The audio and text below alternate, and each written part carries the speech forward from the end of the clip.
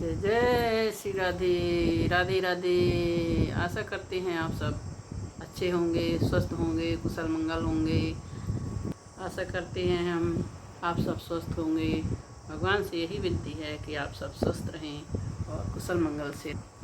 भगवान से यही प्रार्थना है कि हम सब लोग अच्छे से रहें। और मैं उषा पांडे आप सबका अपने ब्लॉग में स्वागत करती हूँ।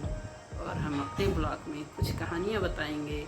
और वैसे तो कुछ बनता नहीं है मुझसे, पर कहानियाँ भगवान की थोड़ा सा आपसे शेयर करेंगे। और आप सब सुनिए हमारे ब्लॉग में कहानियाँ। कल एकादशी का दिन है और हम अधिक मास की एकादशी का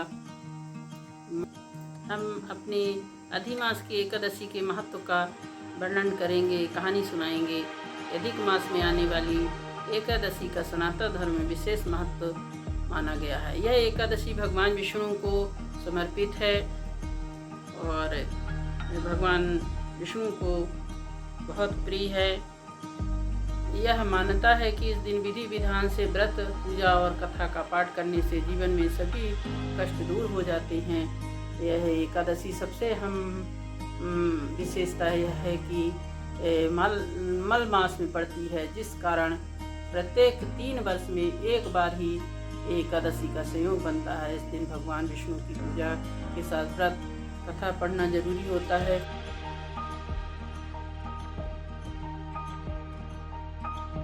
वरना पूजा अधूरी रहती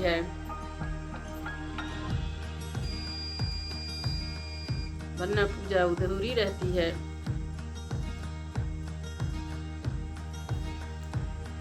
और अधिक मास में एकादशी व्रत कथा प्राचीन समय में त्रेता युग के कार्तवीर्य नामक एक महान राजा राज करते थे। वे बहुत पराक्रमी और धर्मात्मा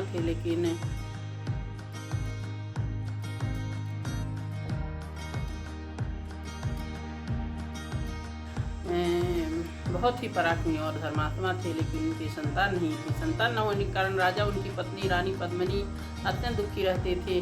राजा अनेक यज्ञ, दान, पूजा पाठ, लेकिन उन्हें पुत्र प्राप्ति नहीं हुई। और एक दिन राजा के राज्य में राज का भार मंत्रियों को सौंप दिया और अपनी पत्नी पद्मिनी के साथ वन में तपस्या करने चले गए।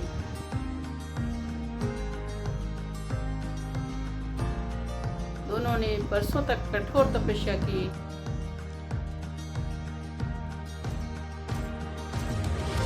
राजा कार्तिकेय ने हजारों वर्ष तक भगवान विष्णु की आराधना की, लेकिन फिर भी उन्हें कोई वरदान प्राप्त नहीं हुआ। तपस्या कर राजा का शरीर अत्यंत दुर्बल हो गया।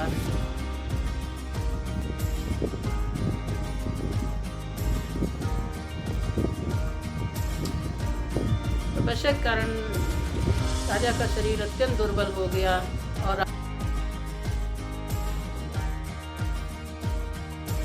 राजा पद्मिनी अपने पति को ऐसी अवस्था में देखकर चिंतित रहने लगी। एक दिन वे वन में भ्रमण करते हुए महान पतिव्रता अनुसुईया माता के आश्रम पहुंची। रानी ने माता अनुसुईया को प्रणाम किया और विनम्रता से अपनी पीड़ा सुनाई। राजा पद्मिनी की भक्ति और पतिव्रता धर्म में से प्रसन्न होकर माता अनुसुईया ने कहा, हे देवी, अधिक मास की शुक्ल पक्ष की एकादशी को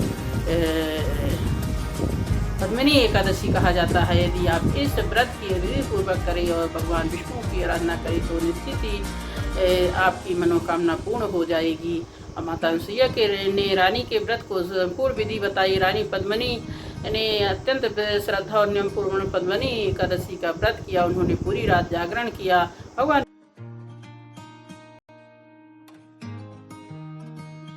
विष्णु के भजन कीर्तन किए। द्वादशी तिथि में ब्राह्मणों को भोजन कराया, दान दक्षिणा दी।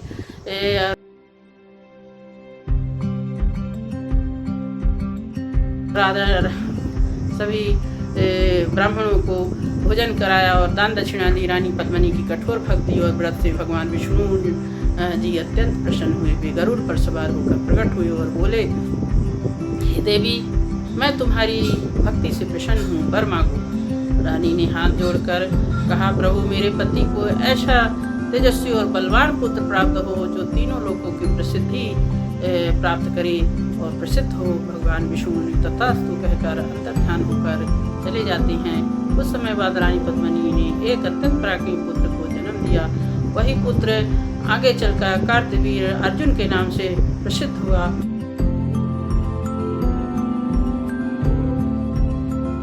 कहा जाता है कि उसमें 1000 भुजाओं का बल था और उनके अनेक युद्धों में विजय प्राप्त कर ली थी। इस तरह हमारी कल की एकादशी की कथा है ये, और आप सब सुनिए कथा को और श्रवण करिए। इस तरह आज की कहानी है, आगे फिर से कहानी हम लेकर आएंगे। तो हमारे चैनल को सुनिए, लाइक करिए और कमेंट करिए, सब्सक्राइब करिए। इस तरह अगली कथा में फिर हाजिर होंगे। धन्यवाद। जय श्री राम।